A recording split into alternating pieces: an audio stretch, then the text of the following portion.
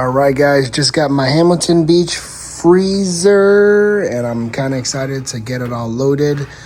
This one is all shelves, and you can actually take your shelves off if you wanted to. Now it's time to make this whole. Well, this is a half a cow here.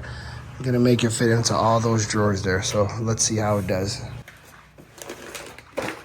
All right, guys, this Hamilton Beach is the truth. 400 pounds of beef, half a cow. We got it all in there, as you can see.